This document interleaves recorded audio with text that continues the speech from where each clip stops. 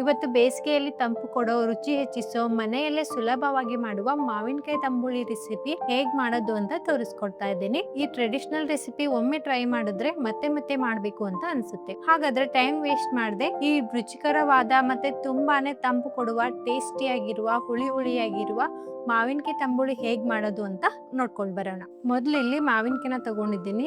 ಈಗ ಮಾವಿನಕಾಯಿ ಸಿಪ್ಪೆನ ಪೂರ್ತಿಯಾಗಿ ತೆಗಿಬೇಕು.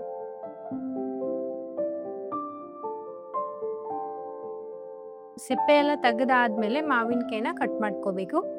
ಚಿಕ್ಕದಾಗಿ ಪೀಸ್ಗಳನ್ನಾಗಿ ಮಾವಿನಕಾಯಿನ ಕಟ್ ಮಾಡ್ಕೋಬೇಕು. ಇದು ಕಚ್ಚಾ ಮಾವಿನಕಾಯಿ ಇದೆ. ಇದರಿಂದ ತುಂಬಾನೇ ಚೆನ್ನಾಗಿ ನಾವು ತಂಬುಳಿನ ಮಾಡ್ಬೋದು. ಇವಾಗ ಮಾವಿನಕಾಯಿ ಎಲ್ಲ ಕಟ್ ಮಾಡ್ಕೊಂಡಾಗಿದೆ. ಇದನ್ನ ಒಂದು ಜಾರಲ್ಲಿ ಹಾಕೊಳ್ತಾ ಇದ್ದೀನಿ. ಇದಕ್ಕೆ ಅರ್ಧ ಗ್ಲಾಸ್ ಆಗುವಷ್ಟು ನೀರನ್ನ ಹಾಕಿ ಇದನ್ನ ಗ್ರೈಂಡ್ ಮಾಡ್ಕೋಬೇಕು. ಈ ರೀತಿಯಾಗಿ ಗ್ರೈಂಡ್ ಮಾಡ್ಕೋಬೇಕು. ಈಗ ಗ್ಯಾಸ್ ಮೇಲೆ ಒಂದು ಕಡಾಯಿನ ಇಟ್ಟಿದ್ದೀನಿ. ಇದರಲ್ಲಿ ಸ್ವಲ್ಪ ಎಣ್ಣೆನ ಹಾಕೊಳ್ತಾ ಇದ್ದೀನಿ. ಎಣ್ಣೆ ಪೂರ್ತಿ ಕಾದ್ಮೇಲೆ ಜೀರಿಗೆ ಸಾಸಿವೆನ ಹಾಕೊಳ್ತಾ ಇದ್ದೀನಿ. ಮತ್ತೆ ಸ್ವಲ್ಪ ಕರಿಬೇವನ್ನ ಹಾಕ್ತಾ ಇದ್ದೀನಿ. ಮತ್ತೆ ಸ್ವಲ್ಪನೇ ಬೆಳ್ಳುಳ್ಳಿನ ಹಾಕಿ ಇದನ್ನ ಸರಿಯಾಗಿ ಫ್ರೈ ಮಾಡ್ಕೋಬೇಕು. ಬ್ರೌನ್ ಕಲರ್ ಆಗೋವರೆಗೂ ಫ್ರೈ ಮಾಡ್ಕೋಬೇಕು.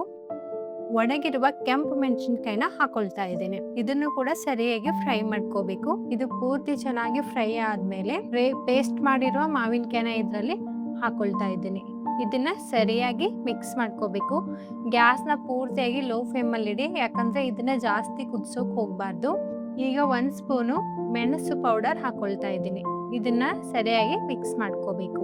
ಎಲ್ರಿಗೆ ಇಷ್ಟವಾಗುವ ಹುಳಿಯಾಗಿರುವ, ಟೇಸ್ಟಿಯಾಗಿರುವ, ಸ್ವಲ್ಪ ಖಾರವಾಗಿರುವ, ರುಚಿಯಾಗಿರುವ ಮತ್ತೆ ತಂಪಾಗಿರುವ ಮಾವಿನಕಾಯಿ ತಂಬುಳಿ ರೆಡಿಯಾಗಿದೆ. ಈ ರೆಸಿಪಿ ನಿಮ್ಗೆ ಇಷ್ಟ ಆಗಿದೆ ಅಂತ ಅನ್ಕೋತೀನಿ.